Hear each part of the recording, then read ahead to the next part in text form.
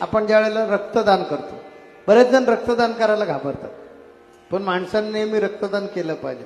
दर 3 महिन्यांनी रक्तदान करावं असं काही तज्ज्ञ म्हणतात.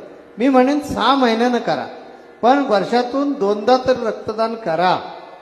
कारण त्या रक्तदानासारखं श्रेष्ठ दान नाही. कारण आज सुद्धा विज्ञानाला माणसाचं रक्त तयार करता येत नाही, ही एक बाजू. पण त्याच्याबरोबर ते दान करत असताना तुमचाही फायदा आहे, आपलाही त्याच्यामध्ये फायदा आहे. कारण आपण आपल्या शरीरामध्ये असणारं जे जुनं रक्त आहे ते दानाच्या माध्यमातून बाहेर देऊन टाकतोय. म्हणजे काय करतोय, आपल्या शरीरातलं जे आजारपण आहे किंवा जे अकार्यक्षम थोडक्यात रक्त झालेलं ते आपण शरीरातून बाहेर काढतो. निसर्गाचा नियम आहे बघा, वादळ केव्हा येतं बघा, की ज्या ठिकाणी कोरडी हवा होते ती हवा मोकळी म्हणजे पोकळी निर्माण होते, कोरडी हवा निघून जाते. निघून गेल्याबरोबर तिथे रिकामे झालेल्या जागेमध्ये बाहेरून तेवढ्याच फोर्सने हवा येते.